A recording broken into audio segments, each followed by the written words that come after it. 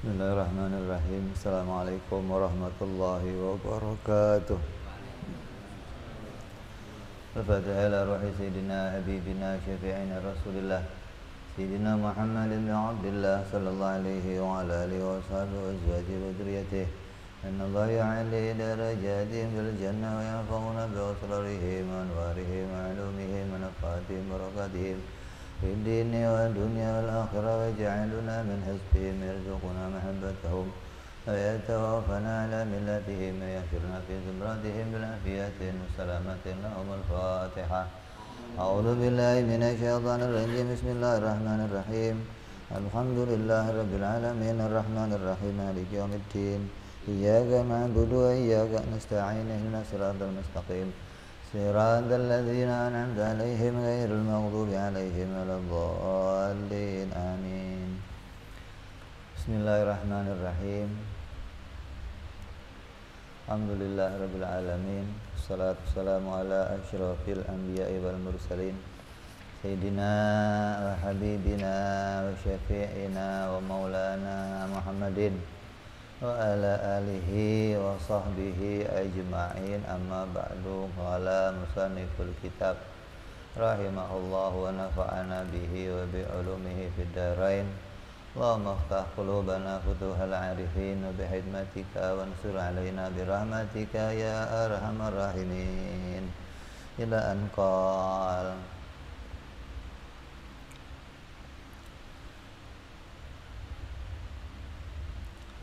Selesai kita membahas sifat yang wajib bagi Allah 20 dan sifat yang mustahil bagi Allah 20. Lanjut akidah yang ke-41, yaitu yang jaiz pada Allah Subhanahu wa ta'ala. Al-aqidatul hadiyatul wal arba'un al-jaizu fi haqqihi ta'ala fayajibu ala kulli mukallafin, maka wajib bagi tiap-tiap mukallaf ayya'taqida anna Allah ta'ala yajuzu fi haqqihi ayyakhluqal khair wasyarr. Wajib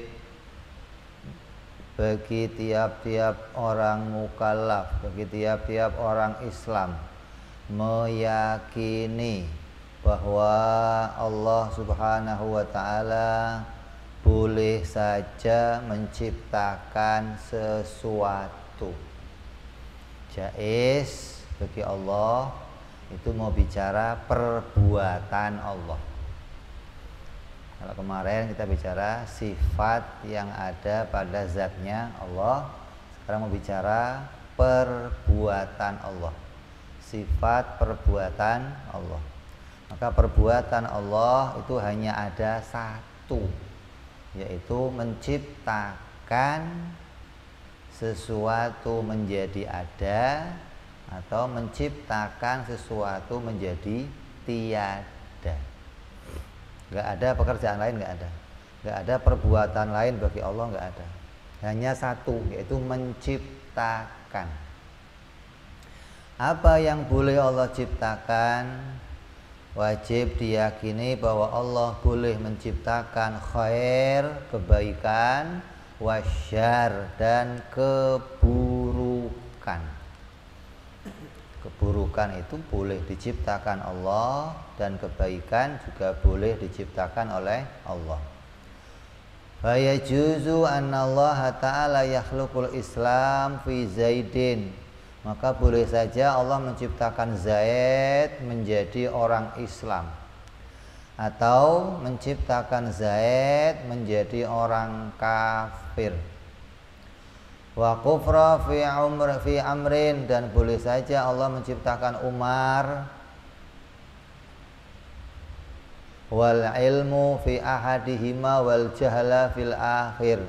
Boleh juga si Umar dijadikan pinter, Zaid dijadikan bodoh, atau Umar dijadikan Islam, Zaid dijadikan kafir. Itu hal yang boleh-boleh saja bagi Allah Subhanahu wa ta'ala.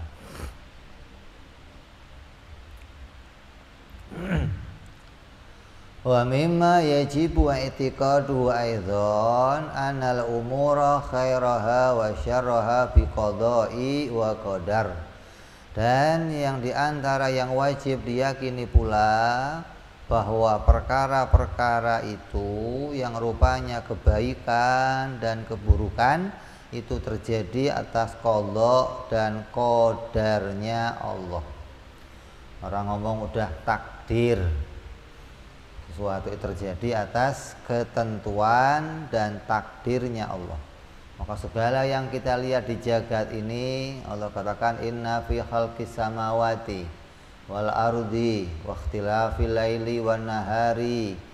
Maka itulah ayatin liulil albab. Allah bikin siang, malam, matahari, bulan.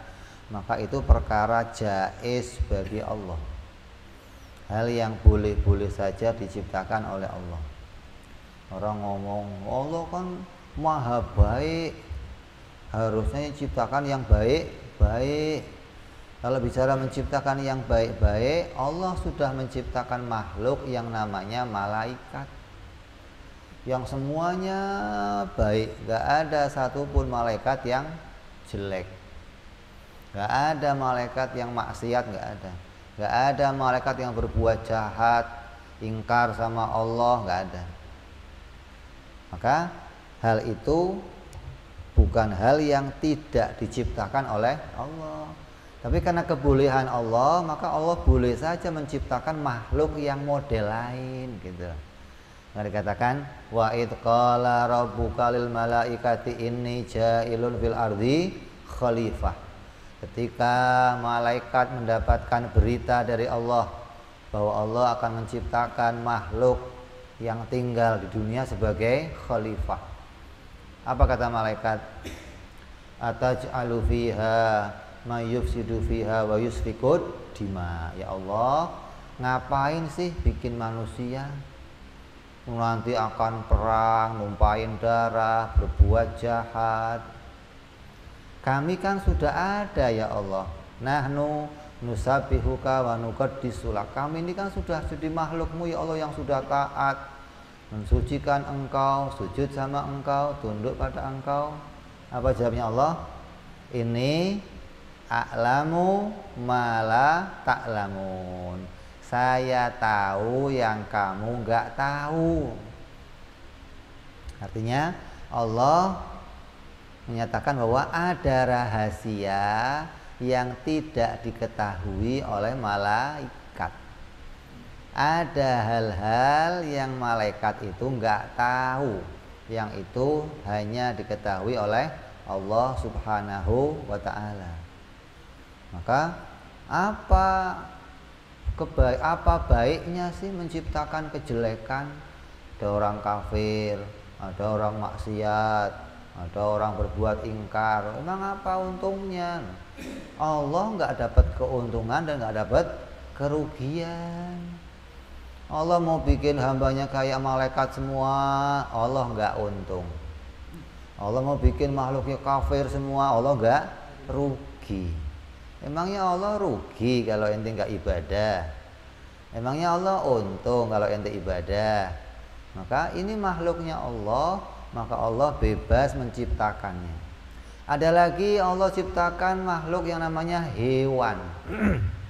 Gak ada satupun yang ibadah. Ada hewan sholat, ada hewan puasa, ada hewan zakat, tapi diciptakan Allah dan dikasih rezeki semua sama Allah. Ada malaikat yang taat terus sama Allah. Nah, Allah mau bikin makhluk yang model lain. Dia bisa berbuat taat dan bisa berbuat maksiat. Gitu loh. Lah apa hikmahnya?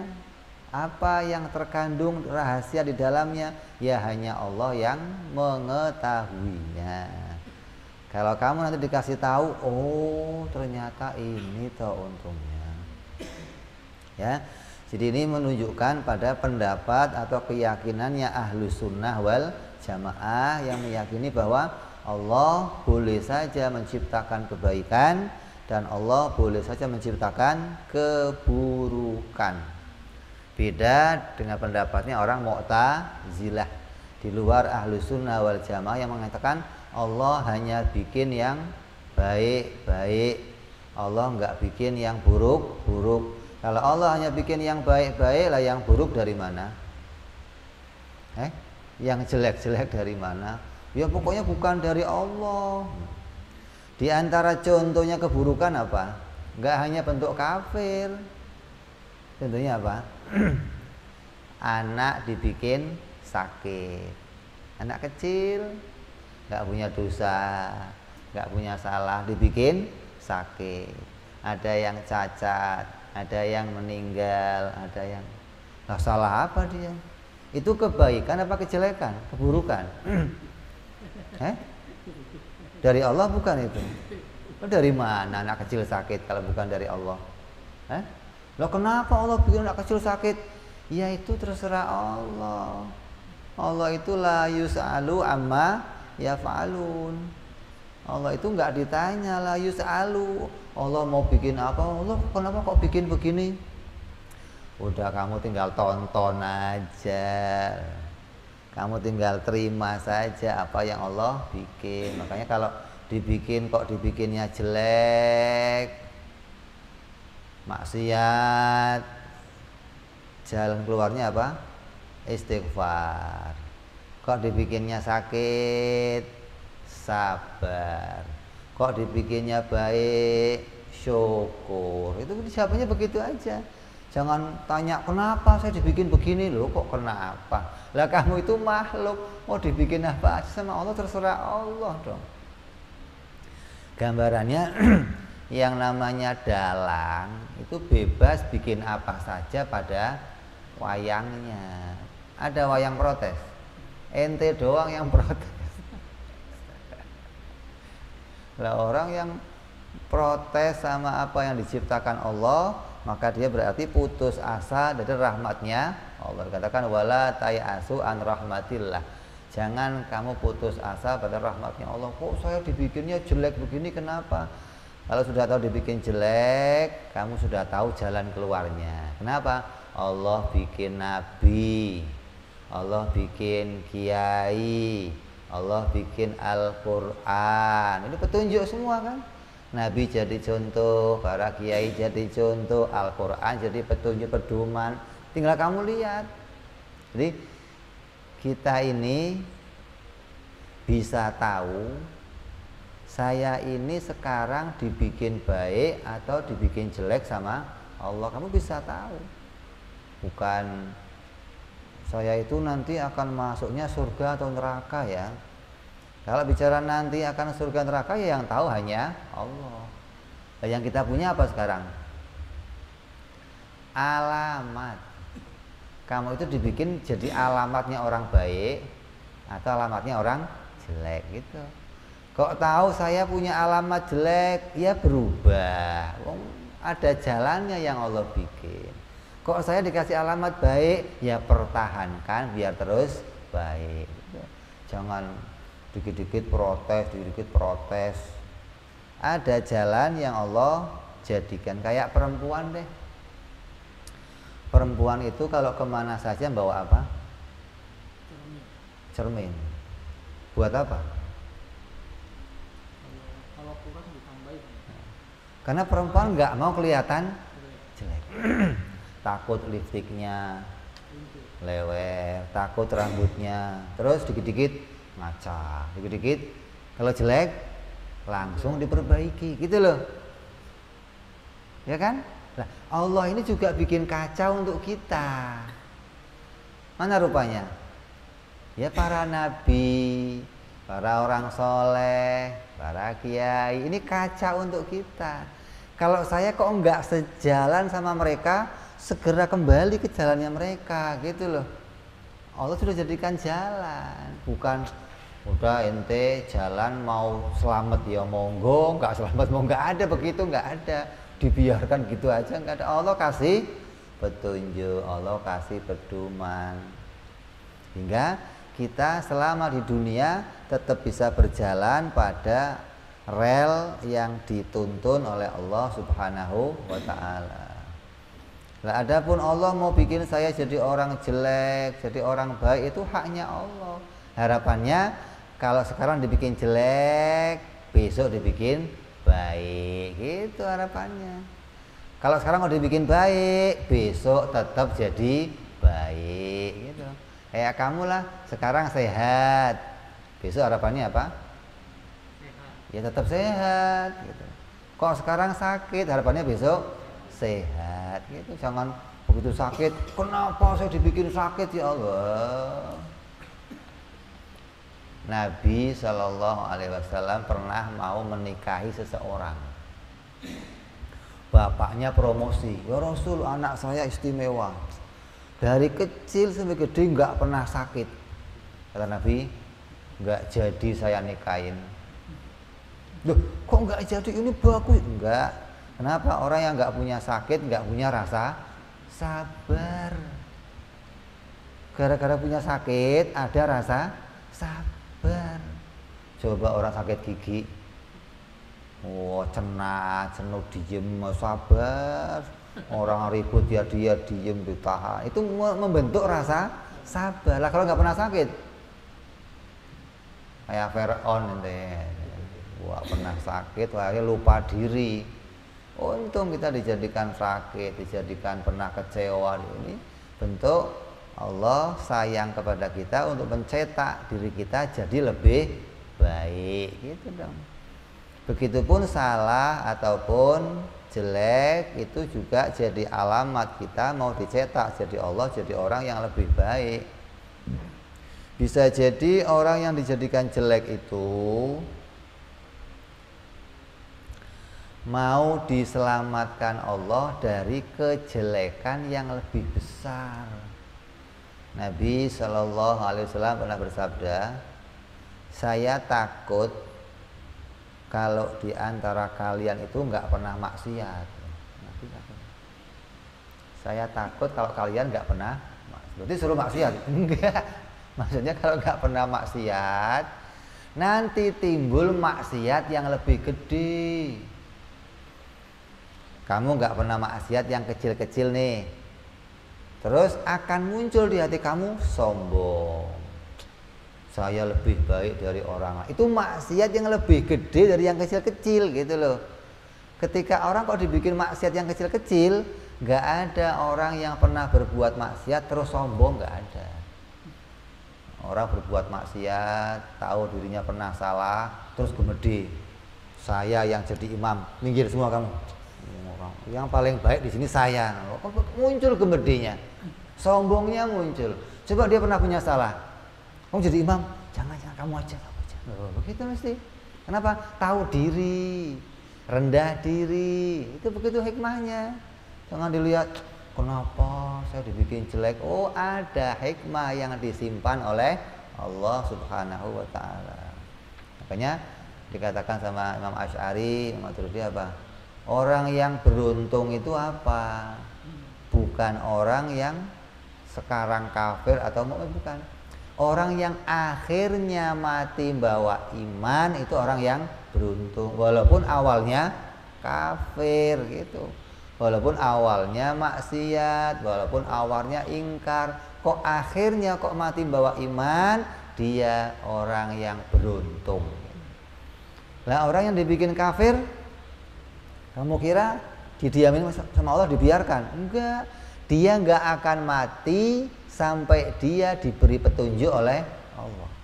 Enggak ada orang mati dalam keadaan tanpa petunjuk, enggak ada. Hingga dia nanti milih sendiri, saya mau ikut petunjuk atau meninggalkan petunjuk. Dia orang kafir itu nanti akan tahu, ya Allah, saya yang salah. Engkau telah kasih saya petunjuk jalan, tapi saya yang ingkar. Saya yang kenapa? Saya mempertahankan diri, percaya sama orang tua saya, nggak pakai mikir.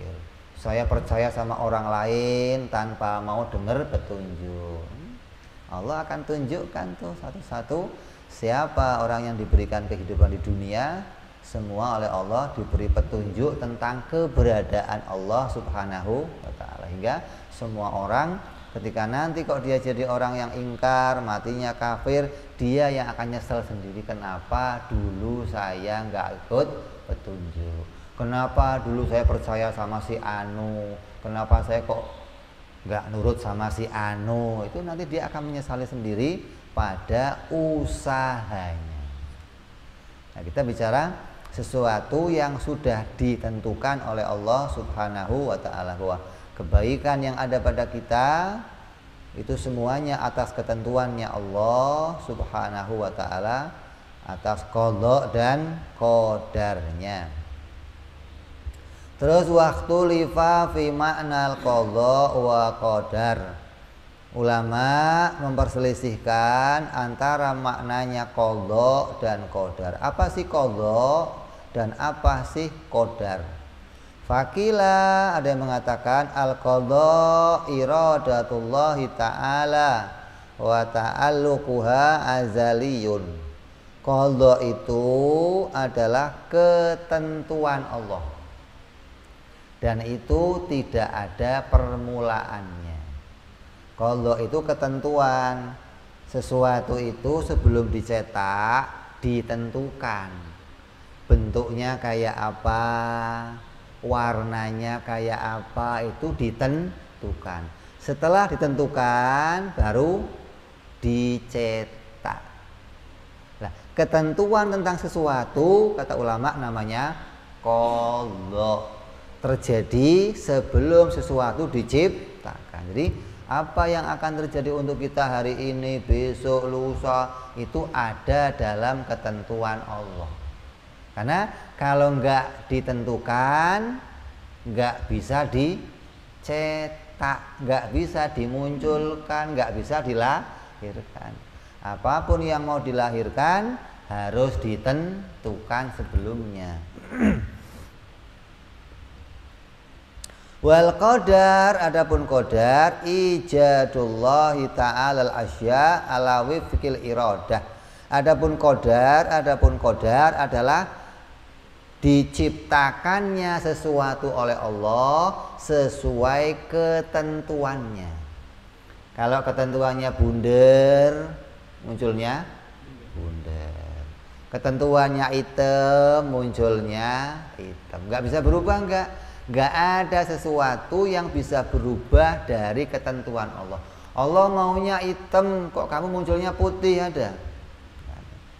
Muncul dari mana putihnya? Ketentuannya hitam. Jadi segalanya muncul atas ketentuan Allah Subhanahu wa ta'ala. Jadi qada itu ketentuan, qadar itu kemunculannya. Fa iradatullahi ta'ala al-muta'alliqu azalan, maka Allah dengan ketentuannya itu menentukan hamba-hambanya yang akan diciptakan azali, nggak ada permulaannya. Kapan sih mulainya Allah itu pingin bikin saya? Allah kok tiba-tiba pingin bikin makhluk, itu mulainya kapan? Apa gara-gara kesepian, sendirian, iseng bikin? Lu kira iseng Allah bikin makhluk? Allah bikin makhluk nggak ada iseng. Allah bikin makhluk atas pengetahuan dan ketentuannya. Seperti bi annaka tasiru aliman au sultanan, seperti kamu akan dijadikan jadi orang yang alim atau jadi sultan, seorang yang berkuasa. Qada'un itu ketentuannya Allah. Siapa yang jadi raja, jadi lurah, jadi RT sekalian, itu ketentuan Allah Subhanahu wa ta'ala. Wa ijadul ilmi fika ba'da wujudika awis sultanihi aw sultanati ala wifqil iradah. Maka munculnya ilmu pada kamu atau munculnya kamu jadi seorang sultan itu atas ketentuan iradahnya Allah, dan itu namanya qadar, diciptakan oleh Allah. Ini pendapat satu ulama. Wakil ada yang mengatakan al-qada'u ilmullahi azaliyun. Qada itu adalah ilmunya Allah. Allah mengetahui. Kalau tadi Allah menghendaki. Kehendak sama ilmu itu satu paket. Allah mengetahui apa yang akan dijadikan pada hambanya. Wa ta'alluquhu bil ma'lum, maka ini sesuai dengan apa yang Allah ketahui, Allah ta'alluqi pada ilmunya. Wa qadaru ijadullahil asya ala wifqi ilmi maka qadar, kudratnya Allah menciptakan sesuatu sesuai ilmunya. Kalau orang mau bangun rumah, biasanya bikin apa? Maket. Ini nanti kamarnya sekian. Oh, di sini ruang tamu. Oh, di sini ada ruang dapur. Itu ada maket namanya. Itu diketahui sama yang bangun. Maka apa yang dia ketahui itu akan ditampakkan, dilahirkan. Jadi yang terbangun itu sesuai pengetahuannya. Nggak ada yang lepas, nggak ada yang di pojok sana apa, di pojok sini apa, tengahnya apa, semua diketahui sama yang bangun. Lah, ada yang mengatakan qadha itu ilmunya Allah. Kalau qadar, kerjanya Allah menciptakan sesuatu. Ala wifqi ilmi fa ilmullahi al-muta'alliqu azan. Ilmunya Allah itu enggak ada permulaannya. Bi anna syahsa yasiru aliman. Allah tahu seseorang itu akan jadi orang alim. Ba'da wujudihi qada'un. Allah tahu Fir'aun akan kafir. Allah tahu Nabi Musa akan jadi nabi. Allah tahu seorang akan jadi presiden. Allah tahu, maka itu ada pada ilmunya Allah. Wa wujudihi wa ijadul ilmi fihi, maka ketika dia diciptakan seseorang jadi orang yang berilmu, ba'da wujudihi, setelah diwujudkan, qadarun, itu namanya qadar. Maka dikatakan qadha wal qadar. Boleh kamu pilih, kamu boleh ambil pendapat dua ini. Qadha itu ilmu ya boleh, qadha itu iradah juga boleh. Tapi kalau qadar itu sama, yaitu menciptakan.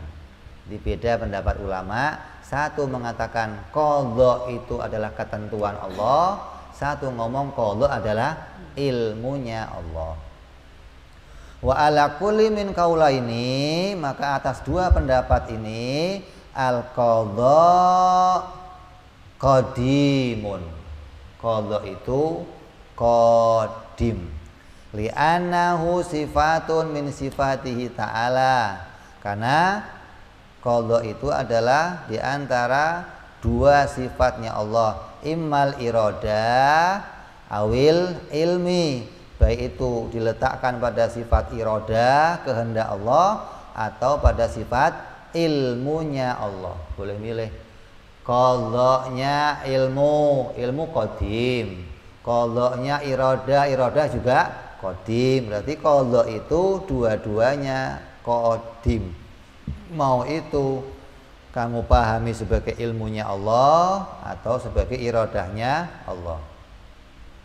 Wal qadaru hadisun. Adapun qadar itu adalah baru. Li'annahul ijadu, karena qadar itu adalah penciptaan, pengerjaan. Pengerjaan ini baru. Kalau ketentuan sebelum diciptakan. Wal ijadu min ta'alluqil qudrat, dan ijad penciptaan itu ta'alluqnya sifat kuasanya Allah. Wa ta'alluqatil qudratu hadisun. Adapun kerjanya sifat kudrat, menciptakan sesuatu, itu baru. Ini yang harus kita imani dari perkara jaiz bagi Allah adalah bahwa Allah itu bebas menciptakan tentang segala sesuatu. Mau itu kebaikan, mau keburukan, mau manfaat, mau ada gempa bumi, Allah yang bikin.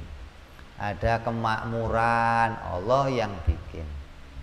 Tinggal kita itu yang nanti akan ditanya oleh Allah.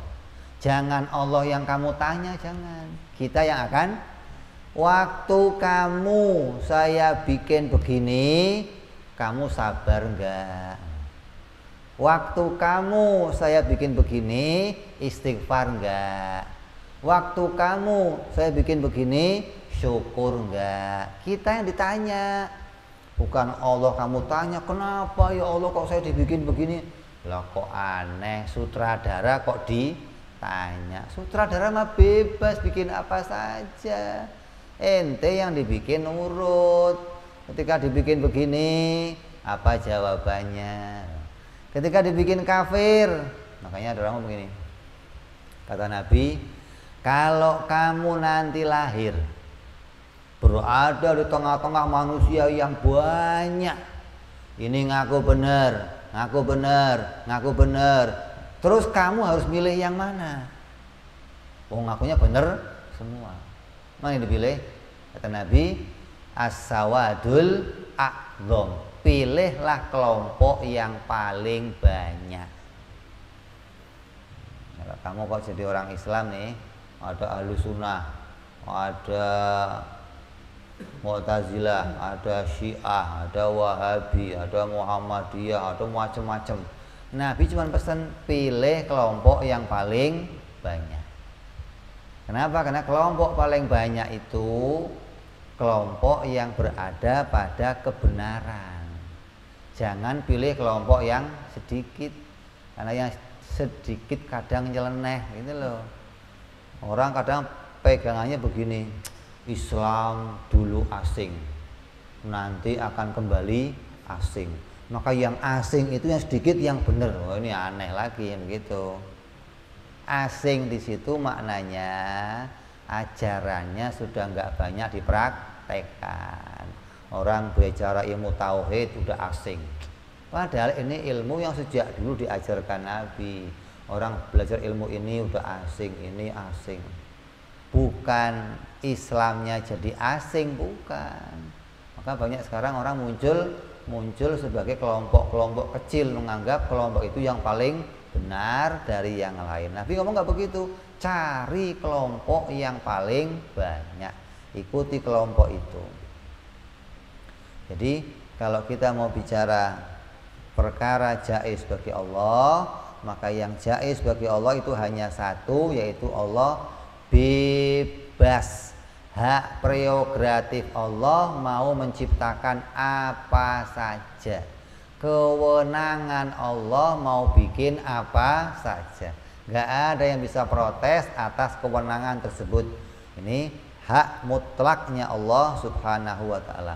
Mau bikin kamu boleh, kamu gak mau dibikin terus juga boleh.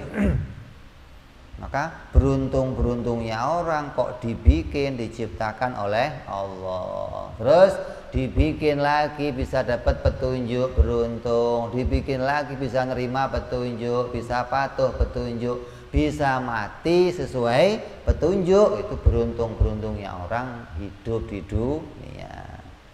Ya, jadi itu harus kita yakini tentang adanya perbuatan Allah bebas menciptakan segala sesuatu.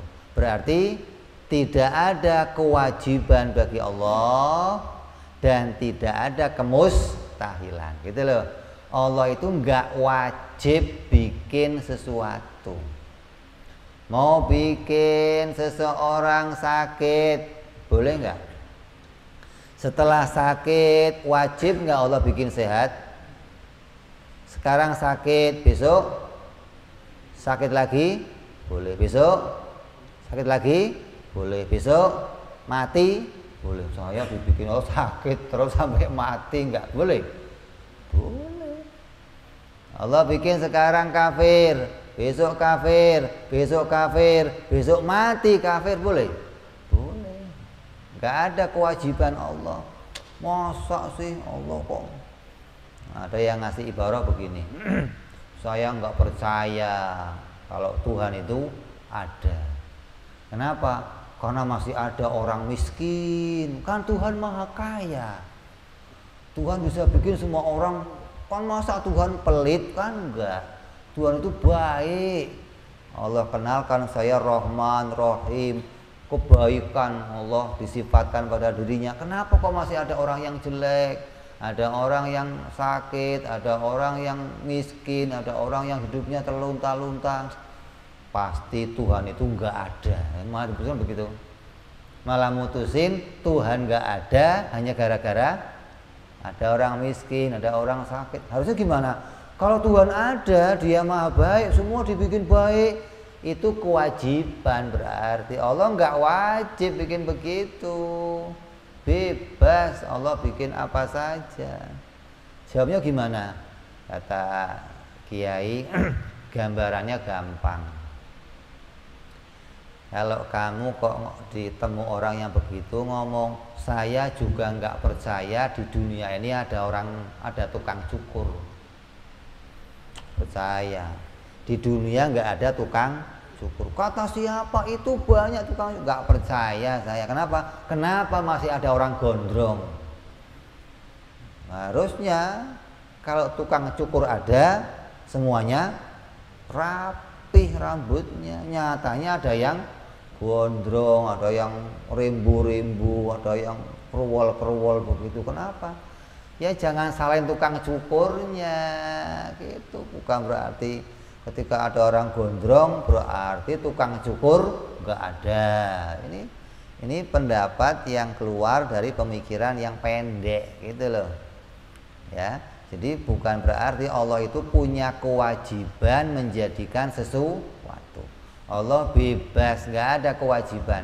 Mau dibikin orang itu miskin boleh, mau dibikin kaya boleh, mau dibikin bodoh boleh, mau dibikin pinter juga boleh. Ada rahasia yang Allah simpan di dalam itu semua. Kalau sedunia kok pinter semua, yang mau ngaji siapa? Kok di dunia kok kaya semua, yang mau sedekah siapa? Ya Allah sudah bagi-bagi, ada yang kaya, ada yang miskin. Kalau di dunia kok sehat semua, dokter ngapain kerjanya? Kok di dunia kok nggak ada penjahat, polisi nganggur? Nggak ada. Makanya ada polisi, ada dokter, ada. Karena ada macam-macamnya keadaan yang terjadi di dunia dan itu diketahui oleh Allah. Allah menentukan itu dan di balik itu semua ada hikmah. Maka Allah menciptakan sesuatu dengan segala hikmah yang Allah ketahui. Terus bicara dalil. Ini ringkas nih, apa dalilnya sih? Allah itu bebas menciptakan sesuatu. Wa dalilu ala annal mumkinat jaizatun fi haqqihi ta'ala. Dalilnya bahwa perkara mungkin itu boleh-boleh saja diciptakan oleh Allah. Anahu ittafiqa ala jawaziha, bahwa sesuatu itu telah disepakati atas jaiznya Allah menciptakan itu semua. Fala wajaba, sudah ditemu, ittafaqah itu sudah disepakati oleh semua orang yang berakal bahwa perkara mungkin itu memang keadaannya jaiz.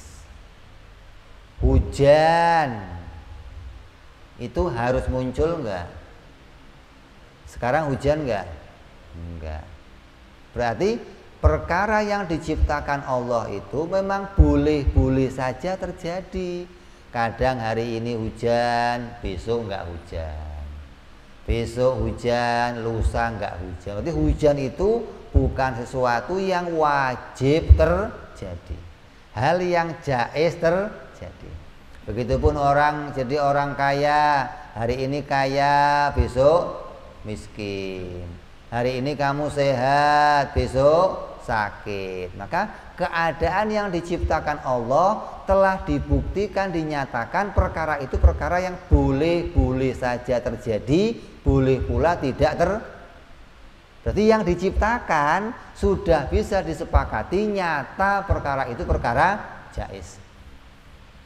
Terus falau wajaba alaihi ta'ala fi'lu syai', maka apabila kok wajib, apabila dikatakan wajib bagi Allah menciptakan sesuatu dari perkara yang mungkin tadi, Allah wajib bikin hujan, Allah wajib bikin sehat, Allah wajib bikin orang itu kaya. Maka yang terjadi apa? Lan qalabal jaizu wajiban. Perkara yang tadinya jaiz yang mungkin tadi akan berubah jadi perkara wajib. Kalau Allah wajib bikin hujan, yang terjadi apa? Hujan terus gitu. Nyatanya enggak begitu. Hujan kadang muncul, kadang pula tidak. Kalau Allah wajib bikin sehat, yang terjadi apa?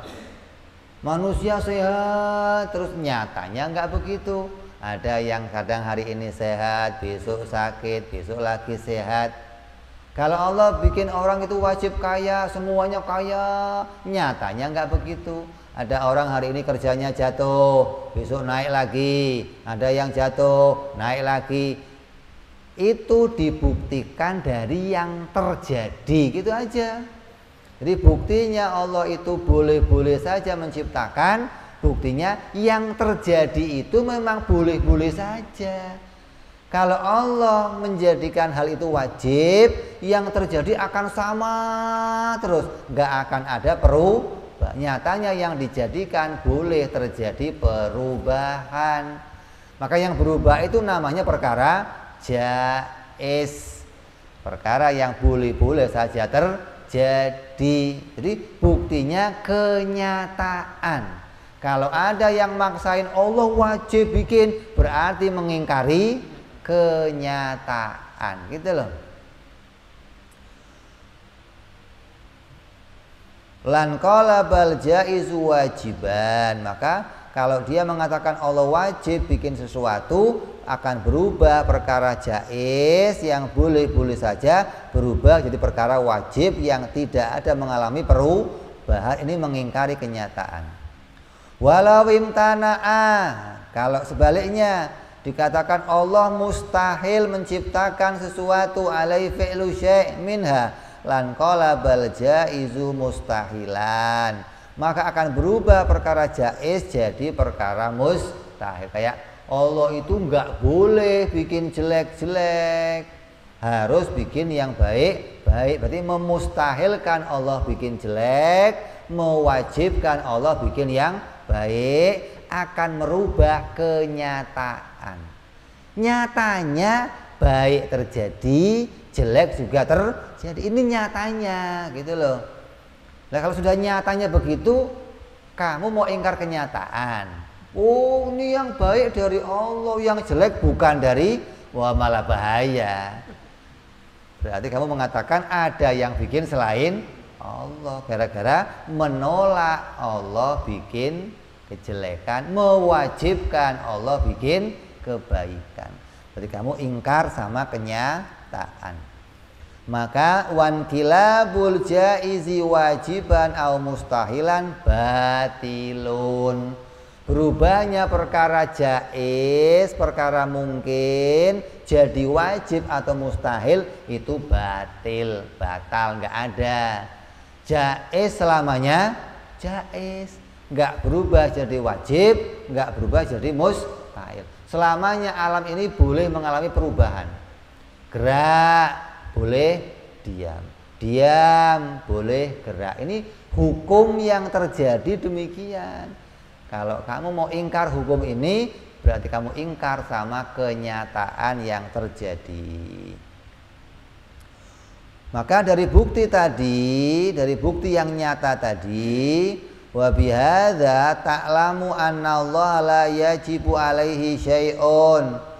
Maka setelah kita buktikan bahwa Allah itu tidak wajib menciptakan sesuatu pun dari alam semesta, atau tidak mustahil menciptakan sesuatu.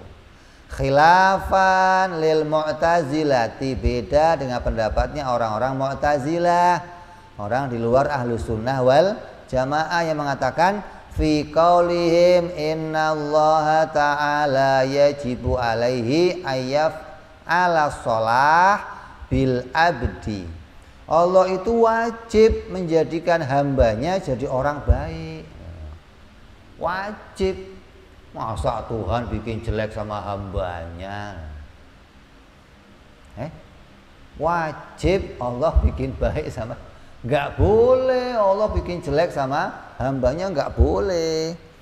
Fayajibu alaihi ta'ala ayarzuqahu, wajib Allah itu ngasih rezeki sama hambanya. Masa jahat banget sih ada hamba kok dibikin terlantar, kelaparan, apalagi sampai mati, sampai dia tersiksa. Maka ada kelompok yang mengatakan Allah wajib menjadikan rezeki kepada hambanya. Wa hadza zurun alaihi ta'ala. Maka pendapat ini adalah perkataan yang disebut namanya kalam zur. Kalam zur itu kalam yang berlebihan, kalam yang mengada-ngada namanya. Wa kadzibun, dan ini adalah perkara yang bohong. Udah mengada-ngada, ini termasuk satu kebohongan pada Allah. Kalau mengatakan Allah itu wajib bikin hambanya jadi orang yang baik terus, berarti sama aja Allah harus bikin hamba kayak malaikat.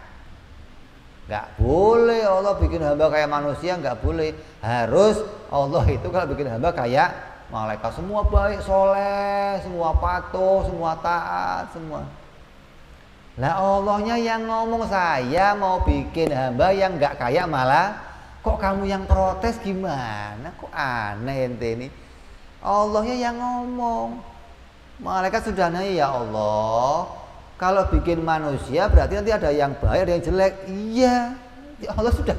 Kok kamu yang protes? Oh nggak bisa, Allah nggak boleh bikin yang jelek. Ini kalam yang bohong. Maka tanazahullah andalika adalah sebuah kebohongan. Ini Allah maha suci dari perkataan-perkataan yang demikian. Ya, hati-hati nih. Maka Mu'tazilah itu pendapatnya apa? Allah itu wajib sholah wal islah. Allah wajib bikin baik dan yang lebih baik.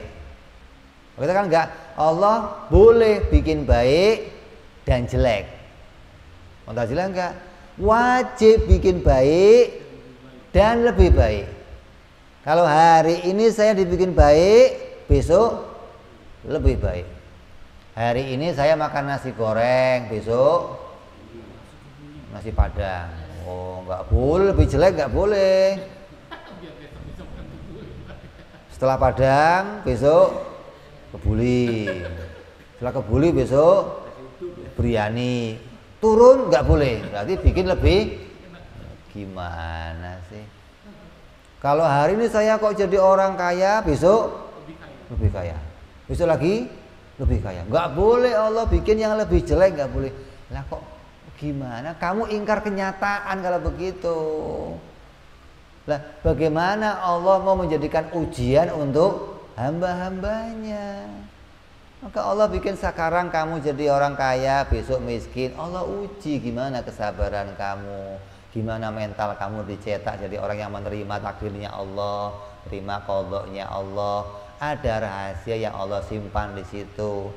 Hari ini kok sakit, besok sehat, lusa sakit lagi. Ini yang nyata namanya.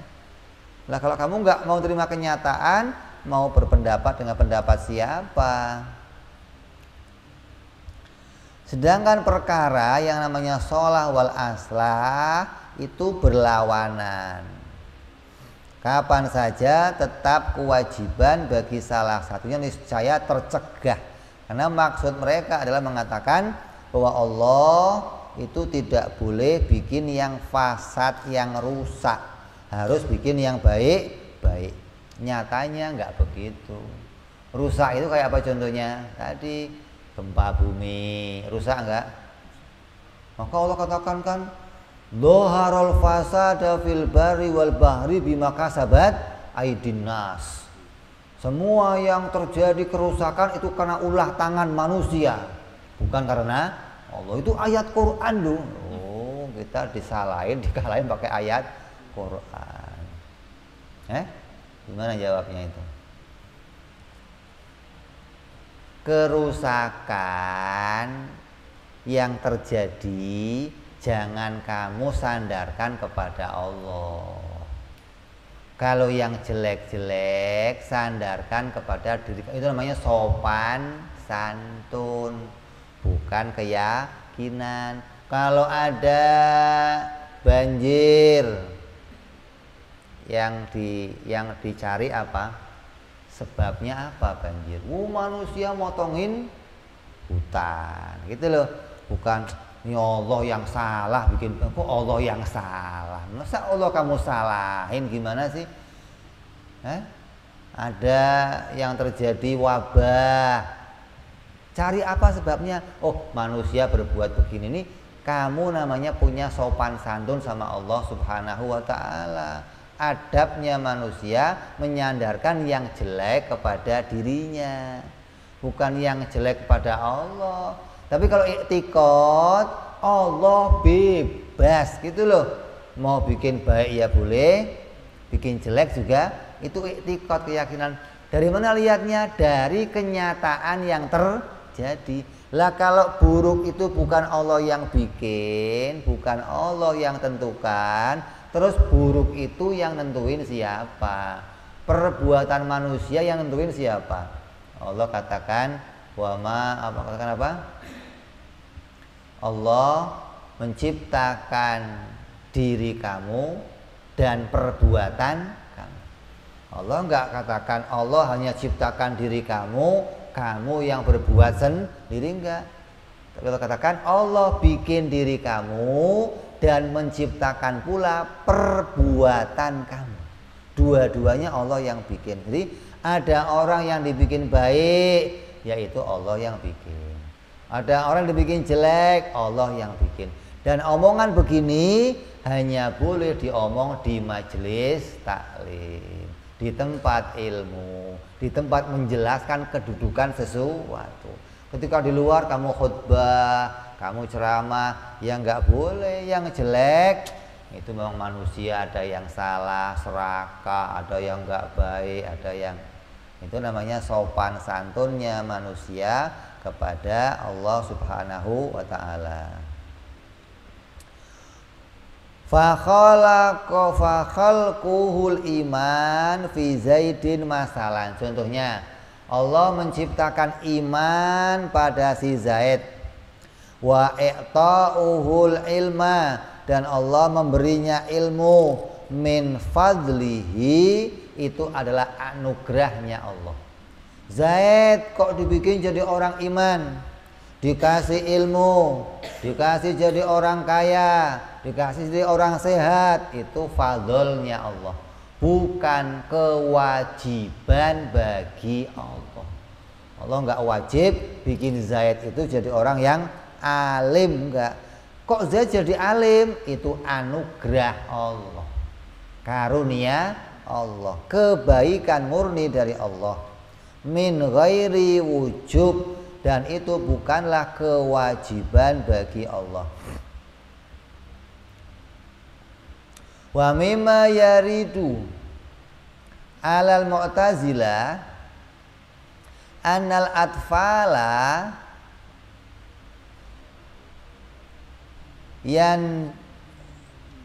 yanzilu bihimud darar minal asqam wal amrad wa hadza la salaha fihi lil atfal. Maka cara diantara membantah pendapatnya Mu'tazilah yang mengatakan Allah itu wajib bikin hamba-hambanya jadi orang baik semua, caranya membantah adalah coba contohkan anak kecil, yang mana anak kecil itu Allah jadikan pada dirinya doror, musibah, sakit, Wa hadza la shalah, dan ini tidak ada kebaikan berarti pada dirinya. Sakit itu baik apa jelek? Buruk apa baik? Nah, kalau Allah wajib bikin baik, berarti nggak boleh bikin anak kecil sakit. Lah, kalau nggak boleh bikin anak kecil sakit, nyatanya ada anak kecil yang dari mana sakitnya? Oh, itu salah bapaknya. Ini salahin bapaknya. Makanya ada muncul penyakit keturunan. Oh, ini memang bapaknya yang salah. Gara-gara bapaknya sakit, anaknya ikut. Wah, keturunan bapak disalahin. Ada penyakit menular. Oh, gara-gara orang lain berbuat jelek, orang lain ketularan. Ini nyata kita melihat di hadapan kita anak-anak kecil yang sakit. Ketika hal itu terjadi, maka itu bentuk Allah boleh-boleh saja bikin keburukan. Gak harus Allah hanya bikin kebaikan pada hambanya. Walau kana sholah wajiban, apabila menjadikan baik itu wajib alaihi ta'ala, lama nazalal doror bil atfal, maka anak kecil gak akan tertimpa pada diri mereka sakit kalau Allah wajib bikin kebaikan. Gak ada anak kecil yang sakit, gak ada. Li'annahum yaquluna innallaha la yatrukul wajib, karena orang Mu'tazilah mengatakan Allah itu gak akan meninggalkan berbuat wajib alaihi ta'ala, li'anna tarkul wajib alaihi naqsun, karena meninggalkan hal yang wajib bagi Allah itu adalah nupus kecacatan. Allah itu wajib bikin baik. Kalau Allah meninggalkan kebaikan ini, berarti Allah itu nupus cacat. Dan nukus bagi Allah itu mustahil. Wallahu ta'ala munazzahun anin naqsi bil ijma', dan telah disepakati ulama Allah itu nggak mungkin melakukan sesuatu yang rupanya sifat yang membawa dia pada sifat kecacatan. Kalau ninggalin berbuat baik itu cacat, berarti Allah yang bersifat cacat. Kenapa? Karena nyatanya anak kecil banyak yang sakit. Dari pendapat ini kita tahu bahwa menjadikan kebaikan bukan kewajiban, tapi anugerah dari Allah Subhanahu wa ta'ala. Wa itsabatuhu ta'ala lil muti' fadlun, maka Allah Subhanahu wa ta'ala memberikan pahala kepada orang-orang yang taat, itu adalah anugerah Allah. Wa iqabuhu lil ma'asi adlun, dan Allah kok menyiksa orang-orang yang maksiat itu adil. Dua nih. Menjadikan kebaikan pada orang-orang yang baik itu namanya anugerah Allah. Menjadikan siksaan untuk orang yang jahat itu keadilan Allah. Kok adil? Yang namanya adil itu maknanya lurus. Kalau ada orang dibikin jahat, kok disiksa, itu adil namanya. Bukan dolim, bukan kejem, bukan. Kalau polisi memenjarakan orang jahat, kejem gak itu? Kejem apa enggak? Namanya apa? Adil. Maka ada pengadilan. Apa? Mau bertindak kepada sesuatu yang lurus. Maka orang yang jahat ketika dia diadili dan dia dikasih siksa, maka itu bentuk satu keadilan. It la yanfa'uhu ta'ala ta'atun wa la tadurruhu ma'siyatun. Karena Allah itu tidak mendapat keuntungan dari taatnya seorang hamba dan tidak mendapat kerugian dari maksiatnya seorang hamba. Li'anna nafi'ud dharu, karena manfaat dan madharat, innama hadhihi ta'at wal ma'asi alamatun ala anna Allah ta'ala yusibu wa yu'aqibu ala tisafi bihima. bahwa yang namanya maksiat, ketaatan itu dibikin sama Allah, itu menjadi alamat seseorang akan diberikan pahala atau disiksa oleh Allah bagi siapa yang punya sifat keduanya. Lah kan yang bikin saya maksiat ini Allah. Umpama orang nanya, kan Allah yang bikin baik, Allah yang bikin jelek. Kok saya dibikin jelek sama Allah? Terus disiksa, kan kejem banget Allah. Kalau Allah memaksa kamu jadi orang jelek, terus disiksa, itu namanya kejem.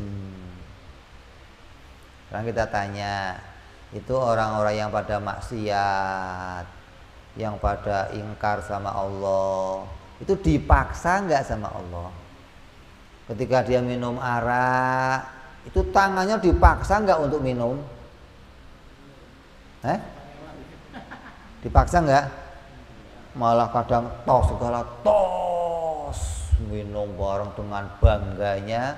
Dia mengingkari perintahnya Allah, dia menolak perintahnya Allah. Padahal Allah perintah jangan minum arak, jangan zina, jangan berbohong, jangan riba, jangan bunuh orang. Allah larang kita semua.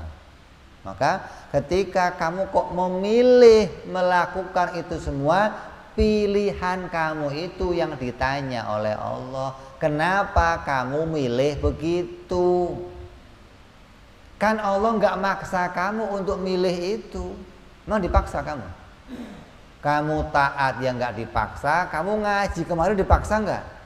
Didorong-dorong, masuk, dipaksa.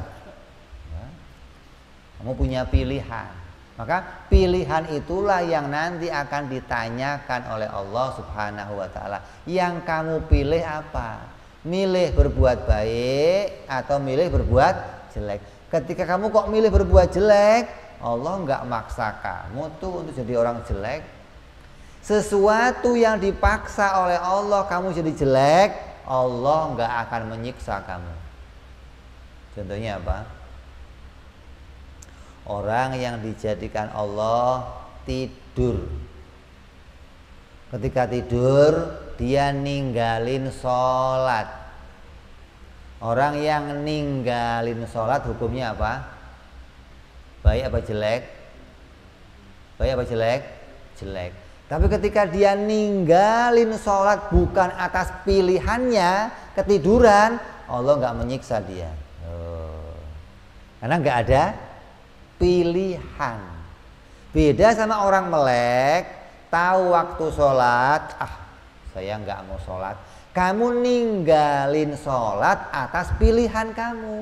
Pilihan kamu itu yang akan ditanya sama Allah, kenapa kamu tinggalkan sholatnya? Kan saya sudah perintahkan. Minum arak, kenapa kamu milih minum arak? Lah, andai di situ nggak ada minuman yang lain, adanya cuman arak. Kalau kamu nggak minum arak, seret mati. Terus minum, disiksa nggak sama Allah? Enggak. Kenapa? Minumnya karena nggak punya pilihan lain. Beda, di situ ada arak, di situ ada es buah, ada cincau, ada. Kok kamu milihnya arak? Lah kamu disiksa nanti. Kenapa kok kamu milih itu? Kan ada yang lain. Ada makanan, adanya cuman babi, nggak ada yang lain. Kalau saya nggak makan, mati. Terpaksa saya makan babi, disiksa nggak? Kenapa? Nggak punya pilihan. Jadi Allah akan menegakkan keadilannya ketika kamu punya pilihan dan memilih yang berlawanan dengan perintahnya Allah. Kok milih makan babi, ada yang halal. Milih minum arak, ada yang halal. Milih zina, padahal ada yang halal. Kamu akan diadili oleh Allah. Jadi kamu disiksa atas keadilan Allah, bukan kezaliman Allah gitu. Kamu pikir Allah kok zalim banget nyiksa hambanya? Yang disiksa oleh Allah, diletakkan dia dapat siksaan itu dengan dasar keadilannya. Lurus, berbuat jelek, milih yang jelek, ninggalin yang baik, itu yang disiksa. Kalau dia ninggalin itu dengan terpaksa, Allah nggak akan menyiksanya. Walaupun tiap hari kamu makannya babi terus, disiksa nggak? Kenapa? Nggak ada makanan yang lain. Minumnya arak terus, kenapa? Nggak ada minuman yang, ya kamu nggak akan disiksa. Kenapa? Nggak punya pilihan. Manusia dikasih oleh Allah pilihan, ikhtiar, usaha. Dari usaha itulah nanti akan ditentukan. Ini secara syariatnya kita dikasih pilihan oleh Allah, maka dengan pilihan itu kita memilih mana yang diperintah oleh Allah, mana yang dilarang oleh Allah, kita diperintah meninggalkannya. Jadi dari ibarah ini kita sudah nyambung. Apabila ke Allah ada orang yang taat dikasih pahala, itu anugerah. Ada orang kok milihnya jelek disiksa, itu keadilan dari Allah Subhanahu wa ta'ala. Maka berdasarkan ibarah ini, maka seyogyanya bagi hamba agar menjadikan pegangannya hanya kepada Allah semata. Maka janganlah kita berharap dan jangan pula kita takut kepada seseorang yang lain selain Allah Subhanahu wa ta'ala. Ada sebuah kisah. Kisah ini diambil dari satu riwayat cerita yang terjadi pada Nabi Musa alaihissalam. Ini mau mengatakan bahwa sesuatu itu terjadi atas perkara yang boleh-boleh saja Allah ciptakan. Perkara jaiz namanya. Artinya nggak ada sesuatu itu yang terjadi atau pasti. Allah pasti menjadikan yang demikian nggak boleh-boleh saja. Bukan kewajiban bagi Allah menjadikan sesuatu. Nabi Musa alaihissalam pernah mengadu kepada Allah, ya Allah, saya sakit gigi. Nabi boleh sakit nggak? Nabi loh, nggak punya salah, boleh sakit? Boleh. Tapi Allah boleh bikin jelek, walaupun pada nabinya. Nggak harus, ini kan Nabi masa dibikin jelek. Boleh Allah bikin nabinya sakit. Nyatanya terjadi Nabi Musa sakit, Nabi Muhammad sakit kepala, Nabi Ayub pernah sakit gatel, Nabi yang lain pernah sakit, terjadi tuh. Maka ketika Nabi Musa munajah kepada Allah, Allah berfirman, ya Musa, ambillah satu rumput. Allah kasih petunjuk rumput tertentu. Maka ambil rumput itu dan letakkan di gigimu yang sakit, kunyah. Lantas Nabi Musa mencari rumput tersebut sampai ketemu, dimakan. Kunyah spontan sembuh. Wajib apa jaiz? Wajib bikin sembuh apa jaiz? Jaiz. Tapi karunia Allah, Allah bikin Nabi Musa sembuh. Makan rumput tertentu dikasih sembuh sama Allah. Namun beberapa waktu berikutnya kumat. Sakit gigi kan begitu. Sekarang sakit sembuh, besok kumat. Artinya Allah jadikan sakit lagi. Coba sabar lagi enggak? Besok sembuh, sakit lagi, sabar lagi enggak? Itu ujian dari Allah kepada hambanya. Ketika Nabi Musa sakit kembali, maka dia segera mencari rumput yang tadi dimakan. Enggak sembuh. Terus munajat kepada Allah, ya Allah, ini kok jadi sekarang saya enggak sembuh. Kemarin saya makan ini sembuh. Kan engkau yang perintah, ya Allah. Iya, betul. Kemarin waktu kamu ambil rumput, kamu berharap kepadaku sembuh, maka aku kasih sembuh. Setelah kamu tahu rumput itu jadi gandengan sembuh, kamu ambil lagi tanpa berharap kepadaku sembuh. Kamu anggap rumput yang bikin, maka aku nggak kasih sembuh sama kamu. Jaiz apa wajib? Jaiz. Boleh-boleh saja Allah bikin sembuh. Minum obat ini sembuh, besok jangan obat disalahin, obatnya enggak mujarab. Enggak ada obat enggak mujarab, enggak. Allah belum kasih sembuh. Gitu loh.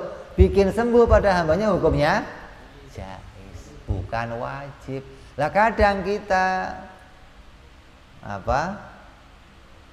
meyakini obat yang bikin sembuh, padahal enggak ada obat bisa bikin sembuh, enggak ada. Yang bikin sembuh adalah mau itu hasil penelitian dokter bertahun-tahun, kayak obatnya sakit corona.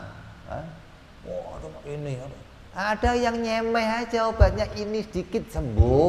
Kenapa? Harapannya minta kepada Allah Subhanahu wa ta'ala. Kata Allah, aku yang bikin maldorot dan aku yang bikin manfaat. Enggak ada rumput bisa bikin manfaat, enggak ada. Rumput tetap rumput, makhluknya Allah, nggak bisa menimbulkan apa-apa, nggak bisa ngasih manfaat apa-apa. Jadi yang menghilangkan orang itu sakit, ya Allah. Yang menghilangkan orang itu kok sembuh, ya Allah, bukan sesuatu selain Allah. Dengan demikian maka kita tahu yang menimbulkan manfaat adalah Allah, yang menimbulkan maldoroh adalah Allah. Maka tidak ada kebaikan, kejahatan, manfaat, maldorot kecuali dari Allah Subhanahu wa ta'ala. Ini kisah-kisah yang begini banyak terjadinya. Ini sebagai gambaran untuk kita bahwa Allah boleh-boleh saja menjadikan yang demikian. Faman arada qurbahu wafaqahu lit-ta'ah wa man arada khidlanahu wa bu'dahu khalaqa fihil maksiyah. Apabila seorang hamba ditakdirkan, kembali nih, oleh Allah jadi orang baik, maka didekatkan dia dengan petunjuknya Allah. Dekat sama nasihat, mau ikut kata-kata orang baik, mau mengikuti apa yang Allah perintah. Ini alamatnya Allah jadikan dia jadi orang, bukan wajib, bukan. Jadi yang kita kerjakan sekarang nih, kamu sholat, kamu puasa, kamu ngaji, berbuat baik, ini mendekati alamat untuk jadi orang baik, gitu loh. Bukan pasti dah kalau ada saya sudah ngerjain begini, sholat, puasa, pasti saya masuk surga. Nggak ada yang pasti. Itu adalah anugerah dari Allah. Allah dekatkan kita dengan petunjuk, itu jadi alamat Allah akan kasih kebaikan kepada kita. Sebaliknya, orang yang ditakdirkan jelek oleh Allah menjauhi petunjuk. Datang kiai, tolak. Datang nabi, tolak. Datang orang nasihat, tolak. Ini alamatnya orang dijauhkan dari kebaikan, gitu loh. Jadi kamu bisa tahu saya ini sekarang dibikin baik atau jelek oleh Allah. Taunya bagaimana? Kamu mendekati alamat kebaikan atau menjauhinya. Kalau menjauhinya, alamatnya kamu dibikin jelek sama Allah. Kok mendekatinya, alamatnya dibikin baik sama Allah. Kalau sudah punya alamat, harapannya sampai. Gitu dong. Oh, ini sudah tahu alamatnya bener nih, ya terusin. Harapannya sampai ke tujuannya. Kalau udah tahu ini alamatnya jelek nih, ya jangan diterusin, minggir, ganti alamat yang lain. Jadi kalau kamu pengen tahu saya ini akan selamat atau celaka nanti, tinggal lihat kamu berada pada alamatnya orang yang baik atau alamatnya orang yang jelek. Karena kita nggak tahu nih, besok itu saya takdirnya jadi orang selamat apa celaka. Kalau orang kok tahu semua ya aman. Karena kita nggak tahu, yang kita tahu apa? Alamat. Maka cari alamatnya orang baik, tinggalkan alamatnya orang jelek. Fajami'ul umur min af'al khair wa syarr bi khalqillahi ta'ala. Maka segala perkara dari perbuatan-perbuatan yang baik dan perbuatan yang jelek itu bi khalqillah, itu diciptakan oleh Allah Subhanahu wa taala, li'annahu ta'ala khalaqal abdu wa ma amaluhu. Karena Allah itu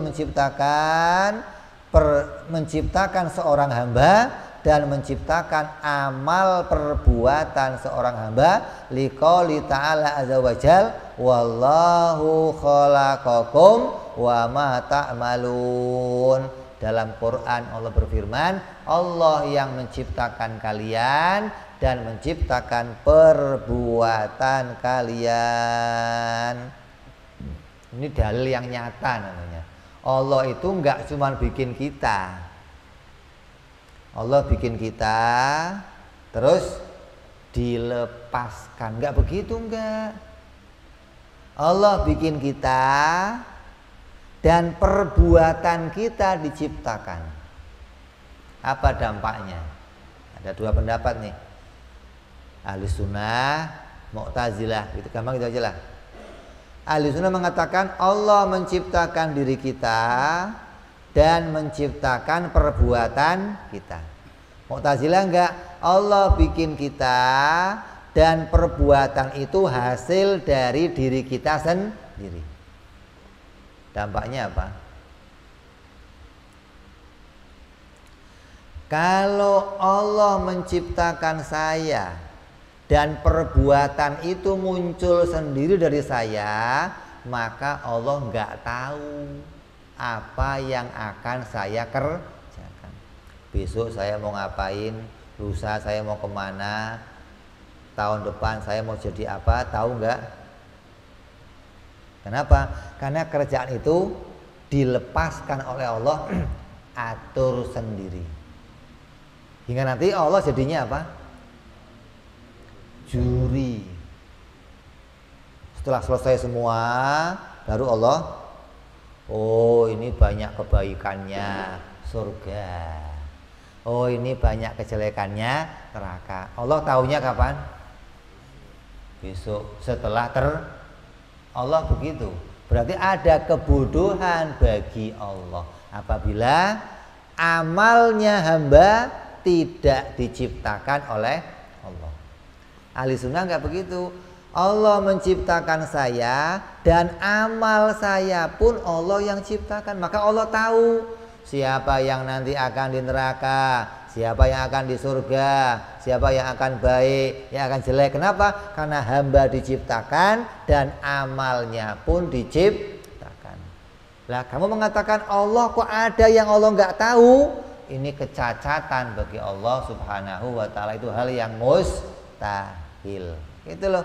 Jadi yang pertama di antara perkara jaiz bagi Allah menciptakan kebaikan dan menciptakan keburukan pada hamba. Keduanya ini ditampakkan oleh Allah dengan apa? Dengan dikasih pilihan. Allah nggak maksa, nggak. Allah kasih pilihan. Yang dijadikan jelek oleh Allah, alamatnya dijauhkan dari petunjuk. Dikasih petunjuk nolak, kasih nabi nolak, kasih kiai nolak, kasih penasehat nolak. Alamatnya dia nggak mau jadi orang baik, gitu. Allah nggak maksa kamu jadi jelek, nggak, tetap dikasih lagi nolak, kasih lagi nolak, kasih lagi sampai mati kok masih nolak. Kamu sendiri yang milih jadi orang jelek. Secara zahir begitu tuh. Walaupun kamu ditakdirkan, tapi secara zahir kamu yang milih pada kejelekan. Nah, orang yang baik dijadikan petunjuk nurut, kasih penasehat ikut, kasih kebaikan dijalani. Alamatnya dia jadi orang yang baik, ikut perintahnya Allah Subhanahu wa ta'ala. Jadi kebaikan dan keburukan ditakdirkan oleh Allah, tapi pada zahirnya kamu dikasih alamat untuk berjalan. Yang mau kamu tuju mana? Kebaikan atau keburukan? Kalau takdirnya baik, mesti yang kamu tuju kebaikan terus. Kok takdirnya jelek, kamu pasti ninggalin kebaikan. Dikasih ini minggir, nggak mau. Kasih ini ngapain ngaji? Pengajian kok nggak habis, dari dulu ngaji aja mau ngapain sih? Ada yang ngomong begitu, ada. Ngaji kok nggak habis-habis. Ngaji ya ngaji nggak habis, aku belum mati. Kalau sudah mati ngajinya habis. Oh belum mati kok ngajinya habis. Lo kapan mau kerja, kapan mau ini, kapan? Ada waktunya, kapan kerja, kapan cari duit, kapan. Ada waktunya ngaji, ikut perintah Allah, tunduk pada perintah Allah. Jadi walaupun kita ngomong i'tiqad, kita meyakini bahwa semuanya takdirnya Allah, baik itu takdir Allah, jelek takdir Allah, tapi Allah kasih alamat. Kamu nggak dipaksa jadi orang baik dan nggak dipaksa jadi orang jelek, tapi kamu dikasih alamat oleh Allah untuk ikut. Kalau takdirnya kamu baik, kamu akan lihat diri kamu mendekati petunjuk Allah. Kalau kamu ditakdirkan jelek, kamu akan menjauhi petunjuk Allah Subhanahu wa ta'ala. Ini alamatnya namanya. Jadi dari situlah ketika ada orang kok berbuat baik, selamat, dikasih surga, itu pahala anugerah dari Allah. Udah dibikin baiknya jaiz, dikasih anugerah. Kok ada orang jelek, kenapa? Ninggalin kebaikan. Petunjuk dikasih enggak? Dikasih. Nabi dikasih? Dikasih. Quran dikasih? Dikasih. Tapi milihnya yang jelek-jelek, enggak mau yang baik-baik. Maka alamatnya dia ditakdirkan jadi orang yang jelek. Jadi kita ini enggak tahu nih, fulan takdirnya baik atau jelek, kita enggak tahu. Yang tahu hanya Allah Subhanahu wa ta'ala. Yang kita tahu apa? Alamat. Saya sedang berjalan pada alamatnya orang yang baik atau alamatnya orang yang buruk. Kalau kamu tahu sedang keburukan, ya pindah harusnya. Karena sudah tahu ada alamatnya orang yang baik. Kok bertahan? Berarti memang kamu takdirnya buruk. Itu kamu nggak dipaksa jadi orang buruk. Allah nggak maksa kamu jadi orang buruk, enggak. Iblis dipaksa nggak untuk buruk? Kata Allah, Iblis, nanti saya akan ciptakan Nabi Adam. Semua diperintah malaikat. Kalau Nabi Adam saya perintah, saya munculkan, semuanya sujud sama Nabi Adam. Iblis mau? Kenapa? Lah, berarti meninggalkan apa? Petunjuk. Ninggalin jalan yang baik. Allah nggak maksa. Iblis jangan sujud. Enggak. Allah perintah iblis sujud. Tapi egonya nggak mau ikut petunjuknya Allah. Sampai dikasih lagi suruh tobat, suruh tobat. Kalau kamu mau tobat boleh, iblis apa? Sujud sama Nabi Adam. Ketika Nabi Musa masih hidup, iblis mendatangi Nabi Musa. Nabi Musa, ente kan bisa ngomong sama Allah. Ya coba ente ngomong dong, saya pengen tobat. Musa munajah. Kata, ya Allah, Iblis pengen tobat gimana? Boleh, nggak apa-apa. Cari kuburnya Nabi Adam, sujud di kubur Nabi Adam. Kata iblis apa? Waktu hidupnya aja saya nggak mau sujud, apalagi matinya. Yang lain ya Allah, nggak ada cara lain kata Allah. Kalau kamu mau kerjakan perintah saya satu itu, kamu selamat. Iblis nggak mau. Berarti dia menjauhi apa? Petunjuk, menjauhi jalannya selamat. Memang takdirnya jadi orang jelek. Dikasih berkali-kali petunjuk, tetap nggak mau jadi orang baik. Gitu loh. Ini disebut takdirnya. Gitu loh. Kalau takdirnya jelek, dikasih kebaikan, tetap milihnya jelek. Takdirnya baik, dia milihnya kebaikan. Awalnya jelek nggak apa-apa, akhirnya jadi orang baik. Maka ini petunjuk yang kita peroleh bahwa Allah menjadikan keduanya ini pada diri manusia. Ada yang takdirnya jadi orang jelek, ada yang takdirnya jadi orang baik, dan itu semua tidak dipaksa oleh Allah. Allah jadikan petunjuk, dan orang itu yang mengingkari petunjuknya Allah Subhanahu wa ta'ala hingga dia takdirnya memang jadi orang yang jelek. Mudah-mudahan kita semua berada pada petunjuk Allah, jalannya Allah, jalan kebaikan, petunjuk kebaikan hingga selamat dunia sampai akhirat. Amin ya rabbal alamin. Al-hadiniyah wa ala niyatin sholah wa ila hadratin nabi. Al-Fatihah. Bismillahirrahmanirrahim. Alhamdulillahirabbil alamin arrahmanir rahim maliki yaumiddin. Iyyaka na'budu wa iyyaka nasta'in ihdinas siratal mustaqim. Siratal ladzina an'amta 'alaihim ghairil maghdubi 'alaihim waladdallin. Amin ya rabbana tarabna iyana naqtarabna wa annana asrabna la ladha ashrabna fatub alaina tauba tausili kulli hauba solana aurati wa amini rawati wa ufili walidina rabbi wa mauludina wal ali wal ihwani wa sairil hillani wa kulli di mahabba au jiratin au suhbah wal muslimina ajma' amin rabbi isma' fadlan la biktisabi minna bil mustafa rasuli salla wa salam rabbi alaihi adal habbi